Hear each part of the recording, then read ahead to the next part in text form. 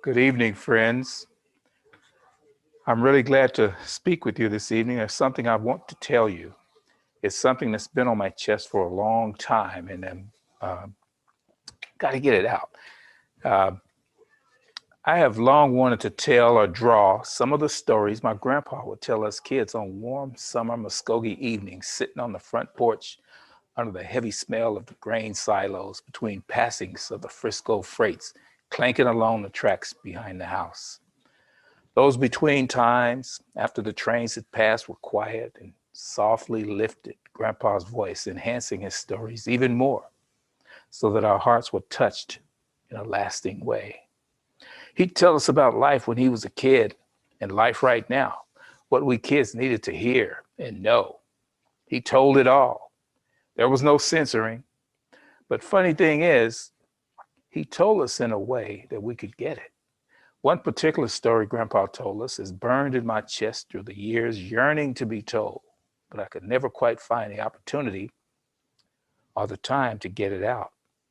It was the true account of my grandfather's eyewitness experience on Greenwood Avenue, Tulsa, Oklahoma, that May night in 1921.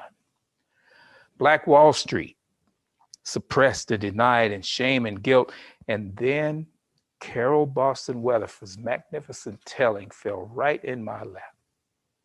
On my first reading, I was struck as if seeing something familiar in an odd place. She told my grandpa's story. Unspeakable is my grandpa's story, told for kids the way my grandpa told us kids right back there on that porch in Oklahoma. Let me share a passage.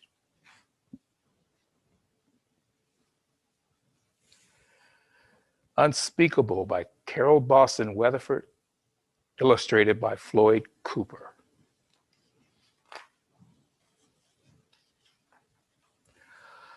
Once upon a time near Tulsa, Oklahoma, prospectors struck it rich in the oil fields.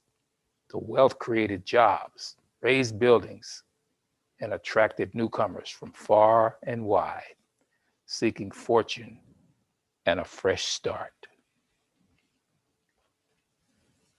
Once upon a time in Tulsa, there was a community called Greenwood. Its residents descended from Black Indians, from formerly enslaved people, and from exodusters who moved west in the late 1800s, fleeing the violence and racism of the segregated South. Once upon a time in Greenwood, there were some 10,000 people living in a 35 square block area. Train tracks divided the Black and white communities. Segregation laws called for separate neighborhoods, schools, phone booths, and railroad and streetcar coaches. Unfair tests made it hard for Blacks to register to vote, and laws barred marriages across racial lines. So many Black businesses cropped up along a 1-mile stretch of Greenwood Avenue that educator and business leader Booker T. Washington called the area the Negro Wall Street of America. The name later became Black Wall Street, and the community kept thriving. So look for this at a store near you. It should be out, I believe, after February 2nd, and it is a very meaningful book to me, and I really hope that you get this and share it with the kids who need to know. Good night.